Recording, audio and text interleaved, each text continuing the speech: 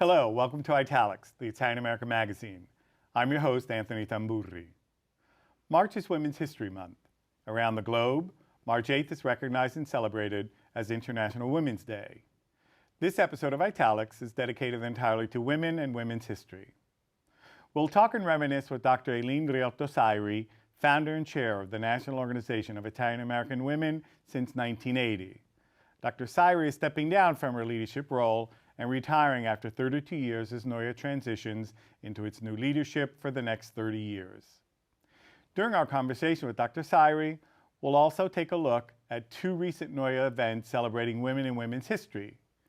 The event honoring the legacy and life of the Honorable Geraldine A, the late Congresswoman, made even more special by the attendance of John Zaccaro, Ms. Ferraro's husband and partner of 49 years.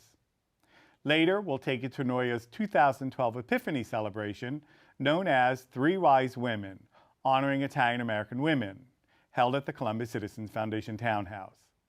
NOIAW was founded in 1980 under the leadership of Dr. Aileen Riotto Sirey as a small group of Italian American women sought to create a national network to support the educational and professional aspirations of its members and to combat ethnic stereotypes by promoting positive role models. Today, NOIAW has evolved into an international organization, bringing together women of Italian ancestry nationwide with women in Italy, Argentina, and Australia through international events and conferences. Aileen, welcome to Italics. It's a pleasure to be here with you, Anthony. I guess the first question that comes to mind is, why NOIAW? And as I ask that question, who were some of the founding members? Well, I think at that particular time in my history, I was extremely interested in the effect of ethnicity on personality and culture, on how we view the world. And I also found that I was kind of isolated from other Italian American women and not very happy about the stereotypes. Mm-hmm. I think that personally, I also found myself in the struggle between traditional roles, we're talking about 1980, and a desire to be a professional woman and raise a child and be a mom and carry on my tradition. So it was that struggle that was going on in me that I met Gerry Ferraro and heard her speak at one time. And she was the one who really encouraged me to start this organization. Gerry and I met in 1980. She was a newly elected Congresswoman, and on a panel that she had referred to in the video, I spoke to her after the event and asked her if she knew of any groups for women of Italian background. She said there were none. She said there were men's and women's organizations where, and I'm quoting her, the men made the speeches and the women made the coffee. Then she added, why don't you start one? I'll help. So it was Gerry Ferraro who pushed me to invite a group of mostly her friends, because at that point in my life, I didn't have any Italian American friends, to my home to start the National Organization of Italian American Women. In 1980, the women had a great need for this kind of an organization to deal with many of the distasteful stereotypes which you've heard about. And in our case, we spent most of our time promoting positive role models. But more important, we both felt a desire for a support network. Gerry was of good counsel to me in starting the organization. I had no experience with this sort of thing before. She often called me my friend the shrink. Gerry helped us to get incorporated. She was a personal not-for-profit advisor for years, attended many of our meetings, and was at most of our luncheons throughout the years. She wrote our first set of bylaws, and 5 years ago, we instituted a scholarship for an Italian American law student in her name. That was the beginning of an unlikely friendship between an inner-directed psychotherapist and an outwardly oriented lawyer and a politician, a relationship that really enriched my life. We did have a lot in common. We were both Depression-era babies. We were born a month apart. She often reminded me that she was younger than I was. We became mothers for the very first time the same year, and I heard on the film, which I had forgotten, my grandfather also worked for the Department of Sanitation and pushed a broom. Both of our fathers were born in Italy. Both of our mothers were born in the United States. Yet Gerry and I were very different, and we laughed about it a lot. When I asked her if she had seen the most recent episode of In Treatment, Gerry said, "Aileen, it's too boring. How do you do that all day, listen to people complain?" She said, "I like my cop shows. Everything is resolved in 1 hour." Multiple myeloma found a very formidable opponent in Gerry Ferraro. When she was diagnosed with the disease, she immediately went to war. She won back years from the original prognosis of the disease, which was 3 to 5 years. She had it for 12. Gerry not only waged a strong defensive battle against multiple myeloma, she mounted a powerful offensive campaign as well. She pulled together people and resources to raise awareness of the disease. She testified in Congress about research and education and was very instrumental in getting legislation passed to benefit current and future victims. It's hard for me to believe that we're almost first anniversary of my wife's death. As you know, we were married 51 years, so we really grew up together and experienced life together. Her nomination for vice president changed everything for us personally, both as the first woman and first Italian American on a national party ticket. She felt a tremendous responsibility to prove the credibility of both a woman and an Italian American to run this great country. As I think everyone would agree, she was held to a different standard than any previously had been, and we were subjected to unprecedented scrutiny and a treatment as a result. Though this led to some difficult times, Gerry never regretted having been chosen to be first, and in fact remained grateful for the opportunity to have made history. After that historic campaign, she continued to feel an obligation to share the experience, give voice to the issues she cared about, and to help others to achieve what she was unable to. One disappointment I do know she had was in not seeing a woman elected either president or vice president in her lifetime. She so wanted Secretary Clinton to win, and was very emotional about even being able to vote for her. Gerry never stopped trying to help women gain a seat at the table, and also remained loyal to her Italian-American roots. Gerry was proud to be part of this organization. Thank you very much. On most occasions, when I'm asked to speak in public, the subject is our common heritage as Italians. But today, I have the rare honor to also talk about the legacy of a woman, Geraldine Ferraro, who fought the stereotypes about both our ethnicity and our gender, with courage, fortitude, intelligence, and good humor. In breaking barriers, she taught us all the important lesson that you didn't have to go into battle armored with grim face. I'm very grateful to her for this message I received from her, who knew how to work across the aisles in a truly bipartisan fashion. As we say now in Italy, we always use the word bipartisan. We are always bipartisan. To make sure that their daughters and granddaughters would have the opportunities that had been denied to their grandmothers and great-grandmothers.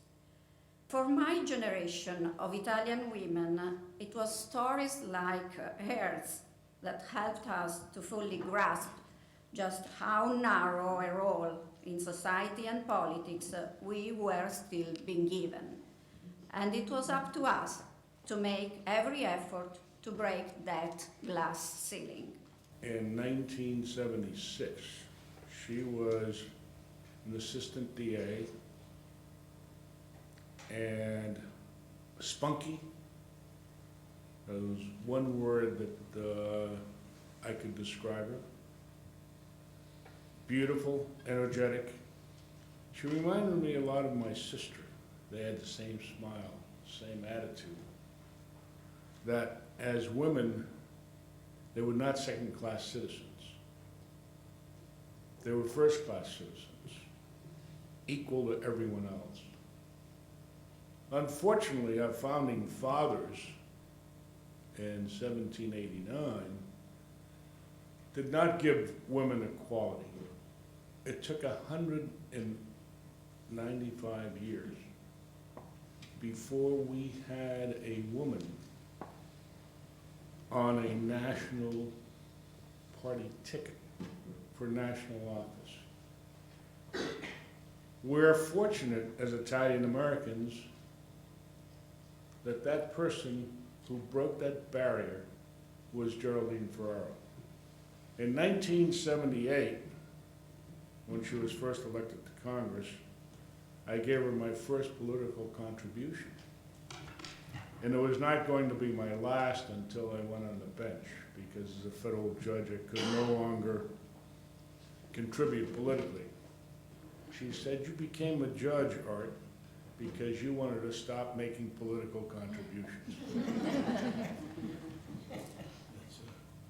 It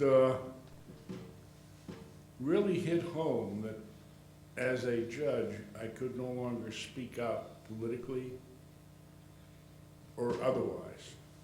I wanted to, because Italian Americans have been considered second-class citizens in this country. We were disparaged,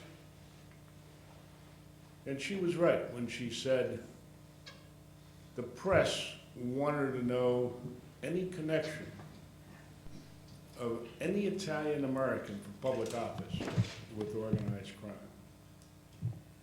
Did they do the same for the black community and black candidates, Irish,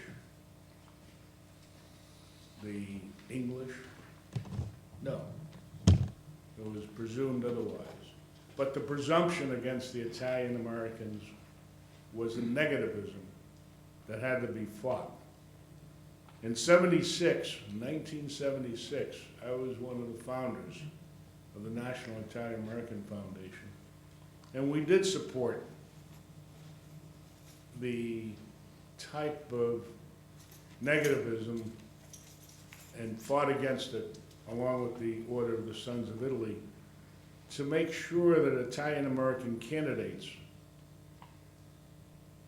were not discriminated against. I'm the fourth generation Italian American. When my wife started in politics, she had nothing. She was promised when she started a campaign in 1978 that she would be given $150,000 approximately. I think that was it, to start off. And the day that she started, she said to me, "You know, John, I don't have a dime, I don't even have a bank account." So I said, "Don't worry about it, I'm gonna give you the money." The campaign in '84, I mean, we knew nothing. Gerry was in Congress from '78. '84 comes along, and I really had a tough time. Questions came out that I didn't want to answer. I didn't want anybody to know my business. What I do is my business. And in fact, this money that I gave when we started in 1978, a reporter called up after we filed our FEC federal election return.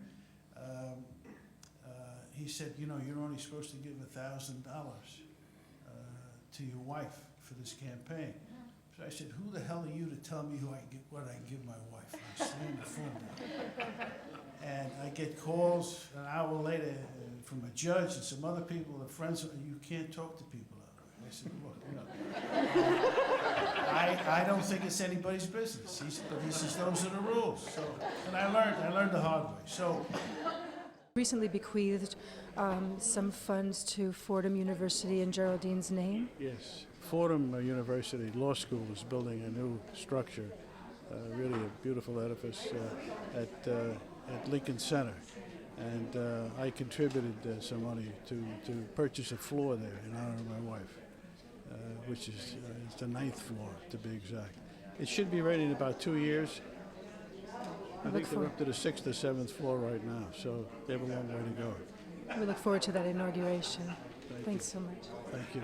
And she was the one who really encouraged me to start this organization. She invited many of her friends to my home. I don't think I had any Italian-American friends at the time. And we had a wonderful group of women that, with a lot of enthusiasm, wanting to start a national organization. Among them were Matilda Cuomo. Mario was lieutenant governor at the time. And Donna Di Matteo, who was a playwright, Bonnie Mandino, who was dean of the law school in Queens, Roseanne Coletti of NBC television. And the small group got the organization started. I had mentioned, quoting Geraldine Ferraro, she said that she mentioned something about polishing, the polishing away of Italianità through Americanization. And I wonder if we've suffered actually greatly from that. I wonder if more and more Italian Americans think of themselves as more American and have pushed aside their Italian roots. And the only way in which they connect with their roots is through food. I think that's a problem, to keep Italian Americans interested in their culture, their language, and their history. So Giuseppe Prezzolini, the famous journalist who was here in mid-century, actually from the 30s to the 50s, basically at Columbia, he wrote a number of little chapters about these black ties versus more community events, and what are they all about? And we know they're fundraisers, and they raise money for scholarships, et cetera, but how do we balance that? Right. Yeah.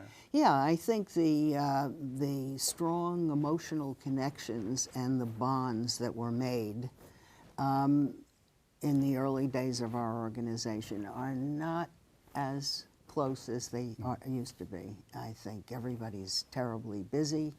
We're involved with the now generation. I want what I want right this minute. And the ability to sit and talk with people and try to understand what's going on and what went on in the past is of little interest at this particular time, I think. But, you know, there are some very optimistic signs. I never thought I'd live to see the day when Italy would send us an Italian woman Consul General. In New York. In New York, and we're delighted to have her here. So things are changing for women, and a lot of barriers have come down for women in that period of time, which is very, very encouraging to me. I've mentioned black ties. This is not a black tie, but it's a very important event. And that is May 5th is the annual luncheon. And you, of course, are the guest of honor May 5th. And that luncheon is there both to celebrate your 32 years of head of NOIAW, but also all funds raised will go to scholarships and help support NOIAW continue with that work. So Not only scholarships, we have a magnificent exchange program. Exactly. We do a lot of mentoring, formally and informally. I don't know how many graduate students I've helped with the studies that they wanted to do and you know, on Italian Americans.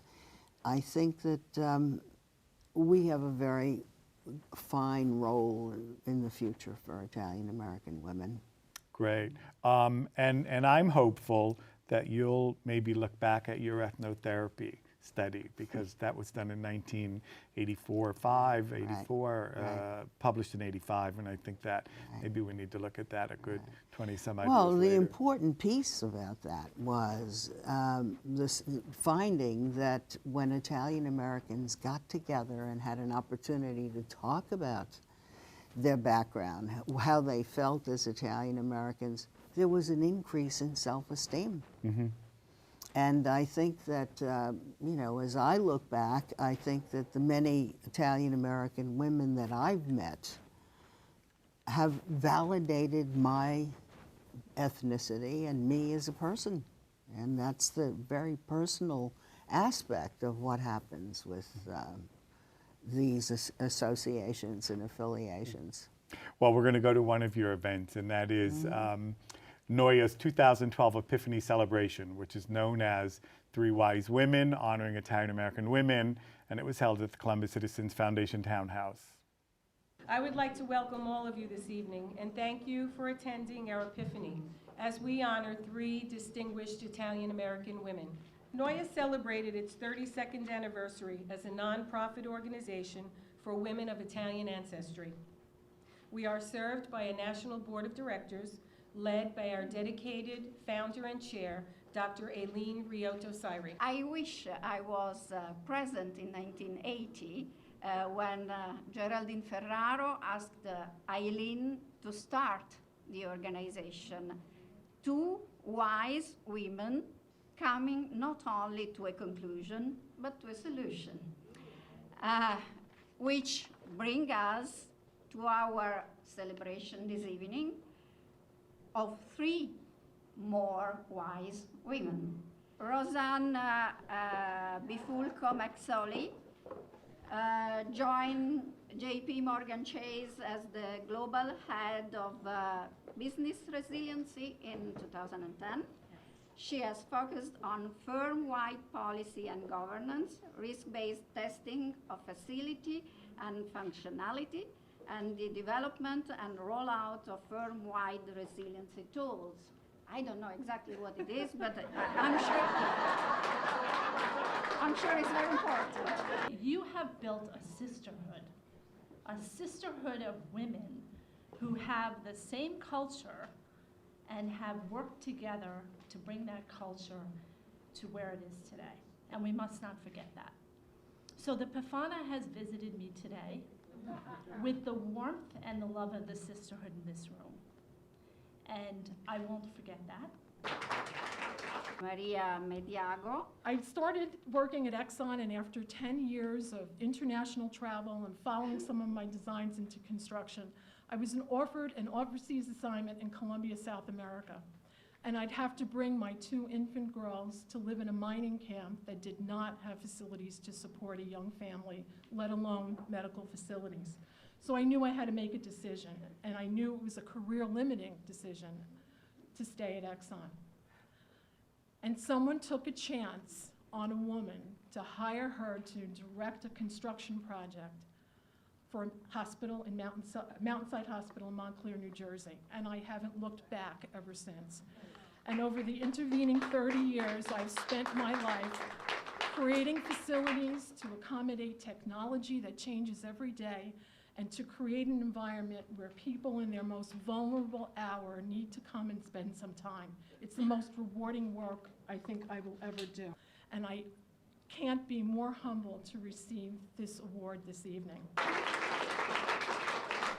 You said that because your children were so young and you'd have to move somewhere. These are restrictions that are generally, you know, more for women still, unfortunately. Absolutely, and especially for an Italian American woman whose life is deeply rooted in tradition and family and culture and heritage. Everyone really gets touched sometime in their life with a healthcare need or a crisis or just having children. So being able to keep up with modern technology, providing an environment for that technology to thrive in, and then knowing that we're really doing meaningful work taking care of people. It runs the full circle of what it means to be a mother in an Italian tradition. For women of very diverse backgrounds to come and be together and share their culture. And so for me, this is so exciting to be able to do that tonight and share it with two wonderful women. Congratulations on joining this fabulous organization and your new position. This is your first big event. Tell us how you feel and about being a part of this. I feel totally energized. I think this organization is fabulous. I'm very excited. I love working with women. This is a great group of women, so I'm really happy. We had our first epiphany in the other room in 1981, January 7th, and our honoree was Licia Albanese. And we have had every year the same epiphany. What made you choose the Epiphany as this celebration?